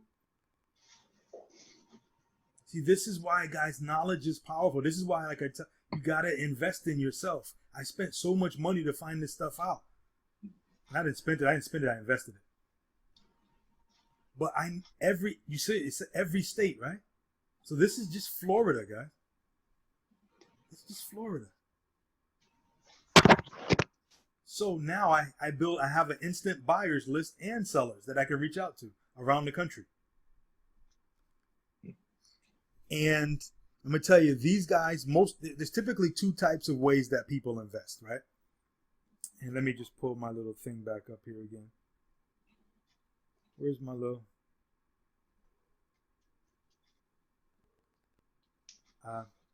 thing I lost? My little Google thing there. What was that word? I have a word. So what you have to understand is that there are only two types of buyers when it comes to this stuff. Uh-oh, you ain't going to sleep on me, Aloy. Almost. All right, there's two types of buyers. And you got to know that these two types of buyers, what they are. And they invest in these apartments. They're either what's called a value investor, right? Or hold on, value, or they're just like a they are just like a cash flow. All right. So those value investors, that basically means that they buy the undervalued properties and then they rehab them and fix them up, right? So what they'll buy is they'll buy the Class B or Class A properties and they want it for the cash flows. The other type of guy just doesn't want to do that, doesn't have time for the day-to-day maintenance of a property. So if somebody doesn't have the time for the day-to-day maintenance, would they be a good person for us to come do our spiel? They don't have time for day-to-day maintenance, yes. Absolutely. Absolutely. So those are just some of the things, and I'm not going to make this thing go all night long, but basically just here's a quick overview. What I'm doing going forward, if you want to join up with me, is we're going to control apartments. We're going to go hard, guys. Seriously, I'm not playing around. I need you, if this is something that you want to do in conjunction with the other stuff you have, it's basically a matter of coming in here, searching these places. All right.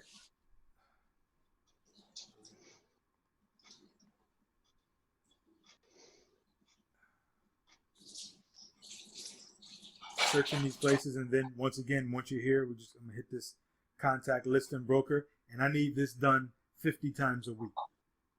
Looking throughout all the country, looking for the properties that stay in that,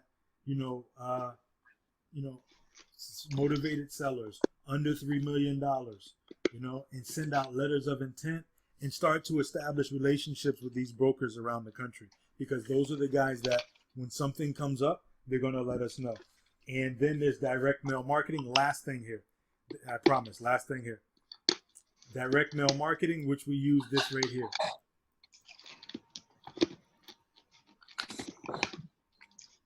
Some of you, I may have told you about this before, but there's a specific way to target the properties that are in the exact range that we want. Plus, I have access to the Florida MLS also. Remember that.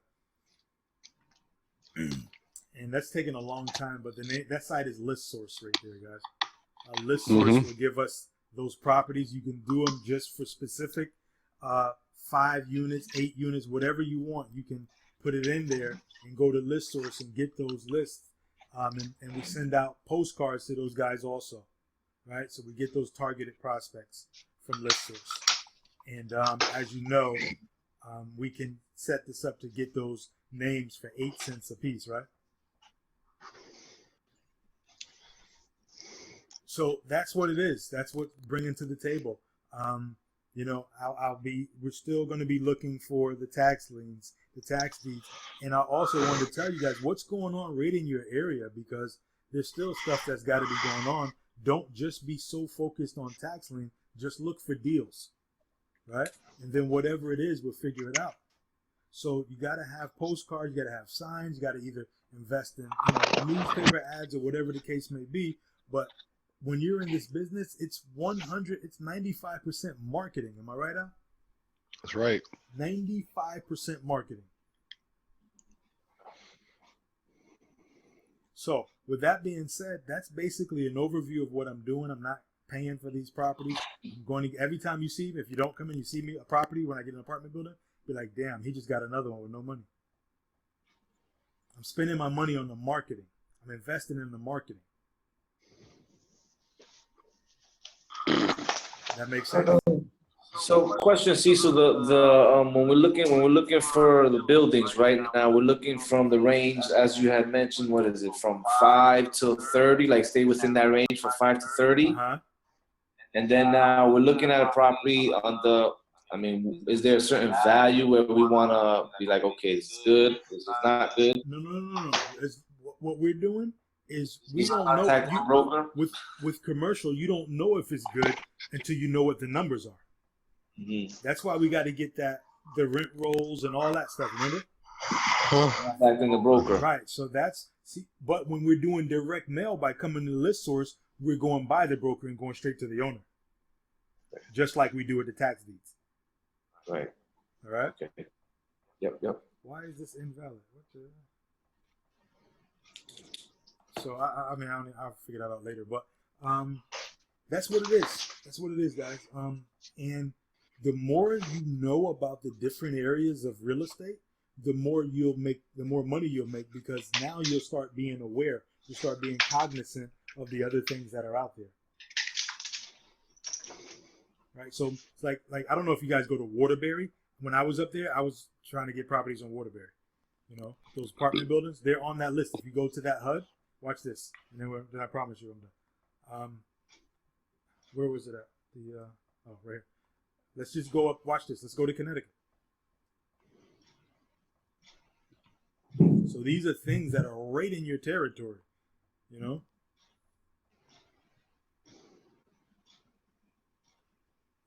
We're going to go to, remember, we have access to every state in the country with this. These are real buyers. We know how much they paid for the properties.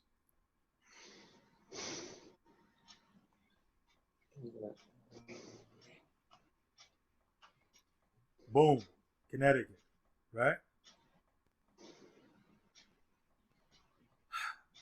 One of the things about having nonprofit is you can get properties for $1. Okay, this here is in Broadbrook, Connecticut. I don't even know what that is. $3 million, 360 units. We're looking for the smaller guys. Look at this, 2001. They paid $17,000.91. I don't know what that means. Bedford Street Apartments. Oh, that's Hartford though. Okay. 50 units. Brotherhood Homes. Like, come on, let's see if they, 2001. And look, they're in Massachusetts. See, when you own apartment buildings, you don't have to be there, right? Because you got property management companies that handle that for you. This Hartford, they're in the Bronx. They paid almost $2 million just a couple of years ago. So they may be buyers looking to buy more. Right?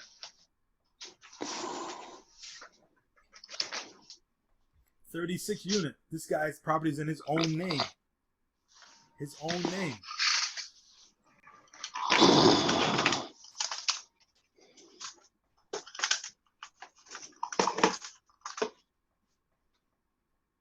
So this is everywhere. This is everywhere. I'm trying to see if anything's down. New Haven right there. 34 units. New London. Stanford. Anybody know Trinity Apartments on Spruce Street? They paid $1 for it in '95. This company right here. Wow. Right? Waterbury. 109 units, $500,000. They bought it in '97. This one dude owns it in Port Chester. When you know what to say to these guys, I'm telling you, he either may want to sell or maybe he wants to buy. So now I can show you how to go on HUD, find multifamily houses that these guys already want to buy. Remember how we sent out the letters to the cash buyers first? Mm-hmm. Miguel, you remember that? Yeah, I remember. This is how you do it, man. This is how That's you the same letter we would use to send them. I switch it up a little bit, but yeah, basically, Waterbury, 112 units for $840,000, and $1. I can't believe that. 98. What the hell? Yeah. See, having access to this is how you're going to create your wealth. This is how you're going to walk away from your job, because if you can land one of these, just one of them, you don't got to work no more. If you land something that has a net operating income of $80,000, you got to go to work. Right? Net income. What are you making per year? If it's $50,000, find one with a net operating income of $50,000. Now you don't got to go to work. It's one deal. Linda, whatever you're making, one deal. Maybe it take two, but I mean, come on. You putting no money into this. So now you flip the properties from the tax deed. She's like, now you flip the property from the tax deeds and take that money to come over here. If you do need to put down a little something, right? If you do need to for repairs, right? That's how we work this. I wish I could hear Linda right now. I see her, that mind is spinning. Well, you could still get on the phone, Linda. You could have called in on the phone too. she like that dollar. She's seen a whole bunch of dollars. Yeah. That's crazy. Yeah. 98, $1 for 136 units. Yeah. So, this is where it is. This is where the big money is. See, what I did is I learned one niche first, right? And then after I made a little bit of money, I went to the next niche and learned probate. I learned wholesaling. I learned tax deeds. I learned I've been flipping properties on eBay, like small apartment builders on eBay, making like 10 grand. Don't do nothing. Those are like 8 units out in Pittsburgh. You know, I mean 12 units, 16 units. They're out there. They're all over the place. So, my question: do you guys have any questions, or does maybe you want to write it on a piece of paper and hold your little sign up, Linda, and I'll answer.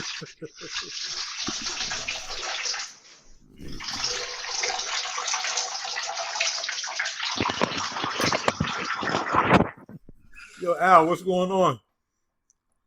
Wow. Did he just take us to the bathroom? Yeah. Wow. Wow. I'm about to fall asleep on you guys, man. Yeah, you want to fall asleep? This is what you want to fall asleep on? I said, hey, 5 o'clock comes quick, man. Mm-hmm. I've been up since 5 too. Yeah. But yeah, any questions, concerns, anything? When I'm putting this together in a module format to follow, a little different than the way I did the taxi, but it's going to be in a module format. And once again, when I sell it out to the crowd, I'm going to do it it's going to be rock bottom, $2,000 or maybe $5,000. Since you guys are already in with me already, I'm going to give you an insider price. That's going to be $597. If you need to break it up or whatever, I'll make it happen. You know, I trust you. I believe in you. You know, whatever you need to do to make it happen. But I'm gonna. Everybody wants to. Let me tell you something. Every person who invests in real estate, do you know why they invest in single-family homes? Because they don't think they can buy apartments. If you could buy apartments, what would you buy? Single-family homes, or would you buy apartments like this? Apartments, for sure. Right. So Better investment. Absolutely. I mean, we didn't even talk about the equity that builds in it after a certain amount of years because you raised up the prices. So, you know, what I did before is I would put them under this option, and then like in a couple of years, I would come back and refinance it in my name. And now I can pull out 100. That's how I pull out. That's how I started doing the big monies, pulling out the 100,000, 125, 150,000. Or I can sell off the option, right? Make 50,000 off of it, and you keep it moving, guys. You don't stop. Does this make sense? Yeah, definitely. I bet you, no one's ever going to show you this in life. Oh man, I'm hyped. I'm retire. One sale. Oh man. Now, right here, I'm gonna tell both of you. I'm gonna tell everybody. Al's already retired. You are one deal away from retirement. Mm-hmm. Because that money from them properties, from them apartment buildings, they never stop. Now, when you get one under the option, right? After 12 months, you can use that for collateral because you have interest in it, and now you can use that as collateral to get another one. Mm-hmm. That's how you start creating wealth and building wealth. Play Monopoly. Yeah, that's all. That's what we play Monopoly. Yeah. You said it right. We play Monopoly. Mm-hmm. Now I can easily charge people $10,000. They used to pay me $10,000, and I was just teaching them single family. Imagine, come on, it's here. So you know, if you're in with me, let me know. You know, if you can do the, you know, for the $597, I send you out an invoice. We get started on this right away because I'm doing this every day. Me and Al were talking this morning. I told him, and listen, I'm sending off my stuff to these brokers. You know, and now I have a system that we'll use. Oh, I didn't even show you this. Al, if you want to go to sleep, Al, you can go to sleep. All right. I'm sorry. I apologize to you guys for taking you to the bathroom. Nope. I meant to take the thing off. And by the time I knew it was time to flush it. Hey, that high definition really does work. I can tell you that. Yeah, when I realized it, when Miguel said he take us to the bathroom. So, let me just show. This is what I one last thing. All right, man. I'll talk to you tomorrow, All right, Cece. take care. You guys take care. Yep. Good night, Al. Good night. So this is the system that we use to track everything.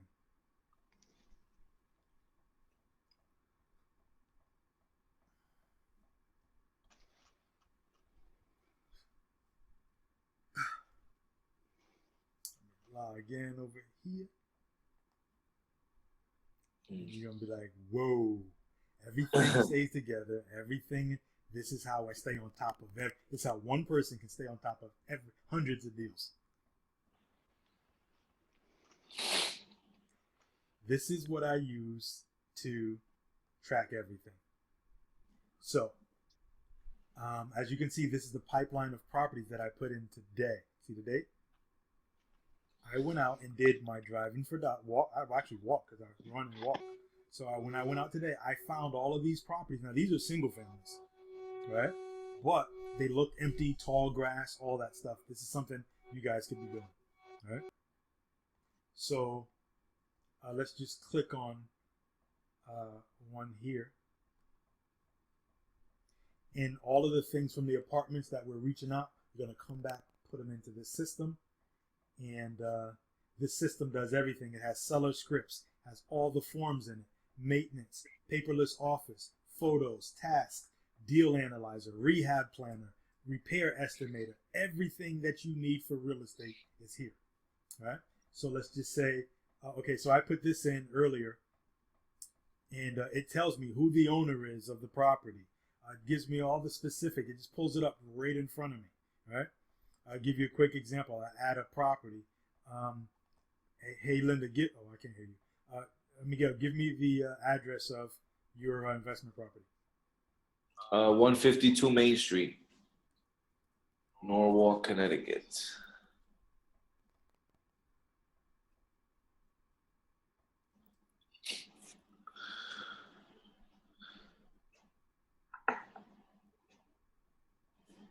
Look at that.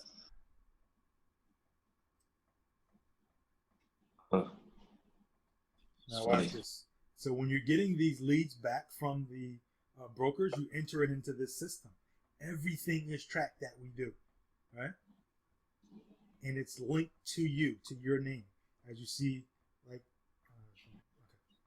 See, it says source, that's me. And whatever the lead source is, look familiar? Yeah, brick building, white brick building. That's funny. Look at that. See up top here? Yeah. You see it's having access to the data. I have the access to the data, right? And then, we'll put in whatever the public information source is. Let's just say it needed to have repairs, right? I can click over here and get an instant repair estimator, right? Add new repair estimate or repair estimate list, right? It basically knows repair estimate defaults, basically knows like the prices of different things that you need to fix, so you can print out a contract really easy for your repairs. Everything. This is so sick. Wait a minute, I just heard you, Linda. Did you just say something? I thought I heard you.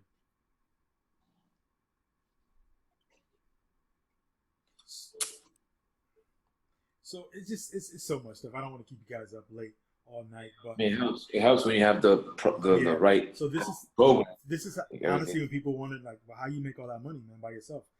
I got the systems. I can just sit back in my office and chill in Starbucks. You know what I'm saying? Yeah. You got everything organized. Makes your life easy. Like I used to work. Remember, I used to work in Cablevision in Stratford. Mm-hmm. I was a sales guy there. My last year, I probably made like 86 grand. For me to leave and do this and haven't been to another job in 10 years, over 10 years, live like I want, never worried about nothing. If you put the time in, you can't treat this like a hobby. You can't send out 20 letters. You can't send out 50 letters. You got to do it big. Because when you do it little like that, you're cutting off your chances. And then I used to tell you, hey, you're not the only one sending letters. What did the guy tell you, Miguel? Yeah. You get a whole bunch. So if this is something that you want to get into, you're not going to pay the whatever 2 or 5 or whatever grand that I'm charging them other folks. It'll be $597. Everything's included for life. And now we're going after tax deeds front end together, and we're going after the apartments together also. Or you can just take the info that you got and do it on your own. I mean, it was a lot to process at one time. You know what I'm saying? One sitting. It's not like having honestly, the man. If you have spouses, you gotta pull them in to help you. Stop trying to do it all by yourself. Oh no, my wife, like she already said, like she's hyped. She wants to retire. Yeah. Dude, listen. We want to retire. We want to work on our own. We want to work. We want to do this. This is what we want to do. You know, we don't want to have to be slaves to someone else's and build someone else's dream. And we work at our own dream. Okay, let's just take a look at this. Let's the back end. This is the 24 unit for $450, right? Now this is. Let's find out what's going on down here. Let's see what the net operating income is. This is what. So when we find an apartment like this, we're just contacting the broker so he can send us the information we need. Yes. You're just gonna put that in there, like I told you before, right? And hit contact. And let me just see if they have anything in here already. Property data record. No, they want you to ask for it. So when he sends over that information, I'll find out what the net operating income is. There's no flyer or nothing on here. No. Okay. But let me just check really. Let me check here. My thing is still spinning for my email. Are you kidding me? All right. With having so many tabs open at the top, it doesn't slow your internet. It does. I'm just so used to having it, man. And now, this time of day, more people around are on their computers and all that stuff. So, yeah, I should close some of them up.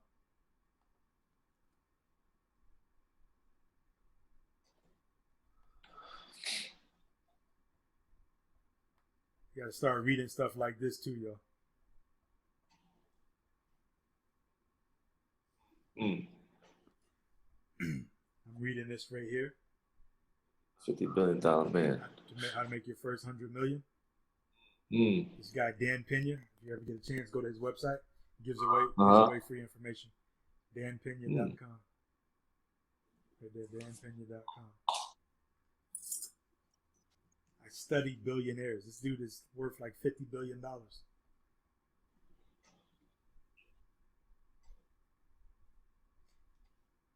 And this one here, they don't have any more of these in English. It's only in like Sweden or something like that. But if you guys want to read this, I'll email it over to you too. But I mean, the way billionaires think is totally different than us. You know what I'm saying? Wow. I'm telling you, there's a big difference between somebody making 1 million and some guy that's got 50 billion. So it's all different levels, right?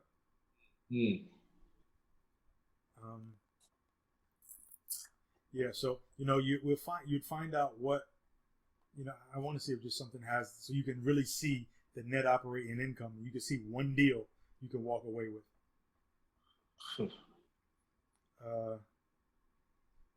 252. We're not going to probably go that high yet. What would be the highest we would start out like with? Just within that range, we'll stay. It just has to be somebody that's motivated. That's all. You know what I mean? But I would say stick in that sweet spot of 10 to 50 units. But it really just depends on how motivated the seller is, because they need to do some creative financing with us. All right, they need to let us get that lease option on that property, right? And I'm telling you, they will do it when those properties are a headache to them.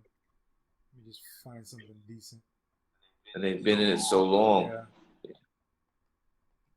And they don't have money for repairs, none of that stuff.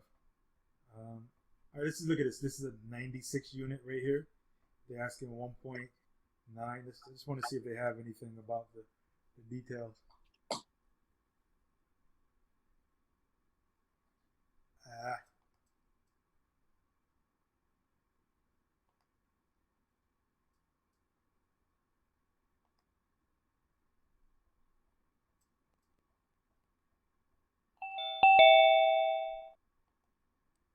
Go quick draw McGraw.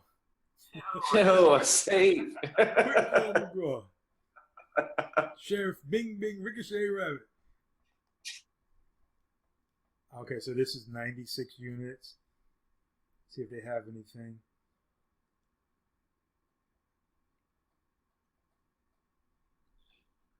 Common split. Find out more. Look at that. See? Approximately 180,000 needed to complete the rehab. You tell me they won't let us take that over, Miguel? Oh my God. 60 units are renovated, and there's with 96 units contract failed. So they already had it in the contract and it didn't go through. Whitney Manor is now back on the market. Value add opportunity. Value add means there's repairs that are there that if you fix them up, it'll add more value to the property, right? Yeah.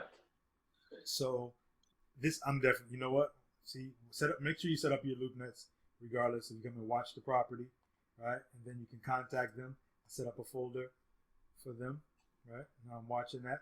But let's just see if they put anything else in there.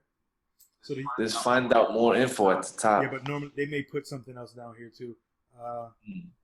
18 of them are 1 bed, 1 bath. 24 are 2, 1, and 54 are 2, 1.5, right? Okay, here we go. Scheduled gross income, 583. Schedule means they're going to plan on doing some maybe rent increases next year. We don't care about that. We want the effective gross, right? 500, that's $500,000. But watch this. Operating expenses, 296. Net operating income, 258,000 a year. That's before the construction. Yes, and what if that's before the construction. So what if we all went in on this together, guys? And we splitting 258. That's before, but once we raise it up, that number may jump to 350. This is how you get rich and retire. Sign me up. Fly me down. Construction, let's go.